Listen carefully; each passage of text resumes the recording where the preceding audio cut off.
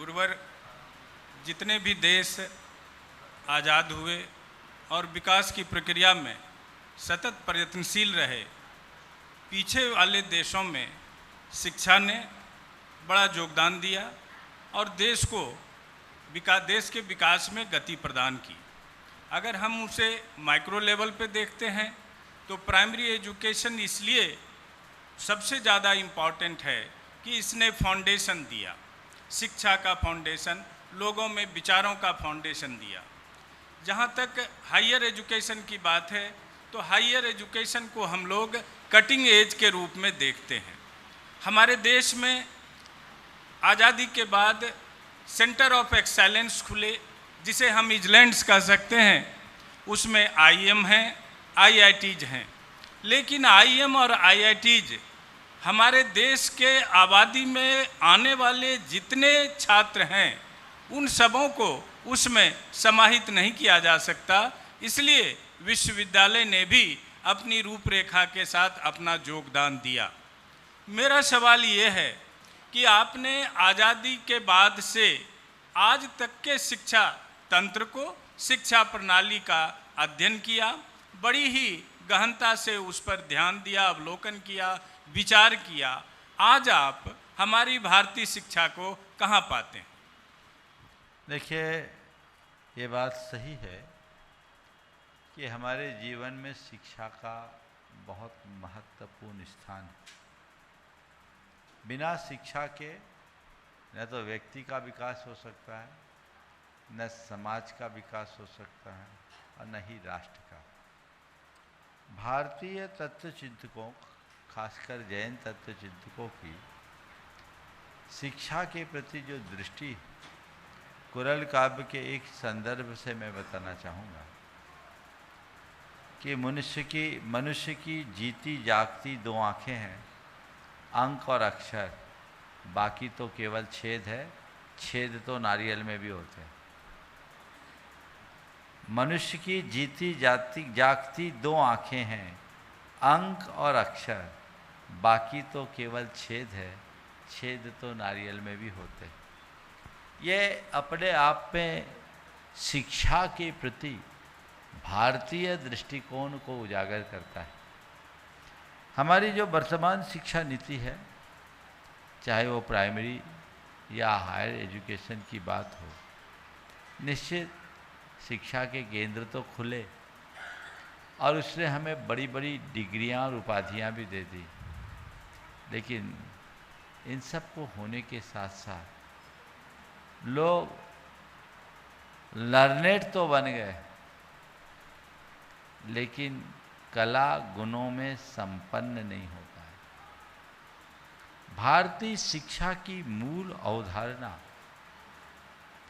केवल अध्ययन नहीं, सीख रही है। अक्षर ज्ञान है, लेकिन अपने आप में परिपूर्ण नहीं। अक्षर ज्ञान के साथ साथ व्यक्ति के जीवन में कौशल का भी विकास होना चाहिए।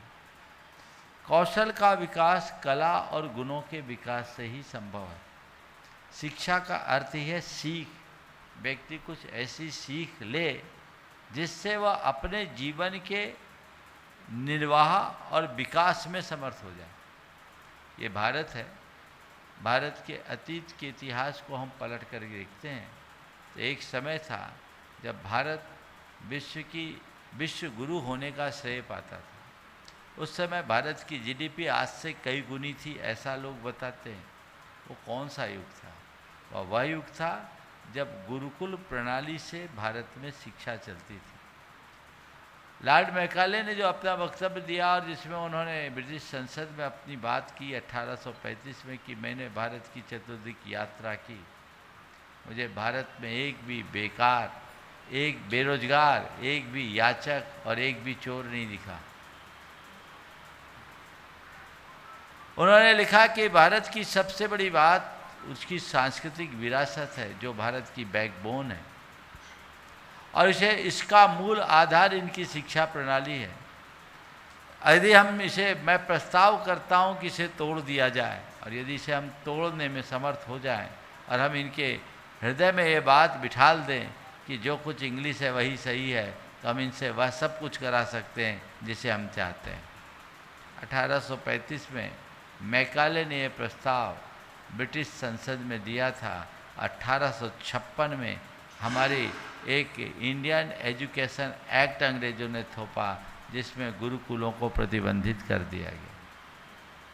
जिस समय देश में गुरुकुल संचालित होते थे, हमारे भारत में 97-98% लोग शिक्षित थे, सब साक्षर थे। लिटरेसी का परसेंटेज इतना हाई था।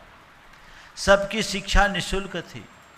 हर गांव शहर के राजा और नगर श्रेष्ठी सबको शिक्षा के लिए अर्थ मुहैया करते थे, और अमीर गरीब सबके बच्चे एक स्तर से शिक्षा ग्रहण करते थे। चाहे श्री कृष्ण हो या सुदामा, सबको एक ही आश्रम में पढ़ने का मौका मिलता था।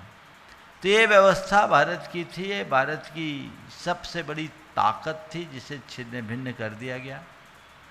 आज शिक्षा के बड़े बड़े केंद्र खोले गए, लेकिन हमें तब आश्चर्य होता है जब कोई IAS अधिकारी आत्महत्या करने को मजबूर हो जाता है। हम तब हतप्रभ हो जाते हैं, रह जाते हैं, जब IIM और IIT का टॉपर जाकर किसी परिस्थितिवश आत्महत्या करने को उतारू हो जाता है। ये सब क्या है? और हमें तब तो और ज़्यादा आश्चर्यचकित होना होता है जब चपरासी की नौकरी के लिए PhD धारक या स्नातकोत्तर में उत्तीर्ण पोस्ट ग्रेजुएट व्यक्ति एप्लीकेंट बनता है। ये क्या है? शिक्षा का मजाक ही तो है। पढ़े लिखे बेरोजगारों की संख्या कौन बढ़ा रहा है? इसका जवाबदार कौन है? अगर हमने शिक्षा पाली तो भारत की यह अवधारणा थी, जो पढ़ लिख गया यानी शिक्षा जिसने अर्जित कर ली, वो अपने और अपने पेट परिवार का पेट पालने में समर्थ हो गया, उसे किसी के आगे हाथ फैलाने की जरूरत नहीं। पर अंग्रेजों को बाबुओं की जरूरत थी, तो बाबू बनाने के लिए उनने काम किया, और आज सब बाबू बन के बाबूगिरी दिखाने लगे। परिणाम हम सबके सामने। इसलिए एक बार गुरुदेव से किसी ने बोला, महाराज जी भारत विकासशील देशों में अग्रणी स्थान ले रहा है। गुरुदेव, बहुत पहले की बात है। गुरुदेव ने कहा भारत शीलवान बना रहे, विकास तो अपने आप हो जाएगा। तो हमें उसकी तरफ ध्यान देने की जरूरत है।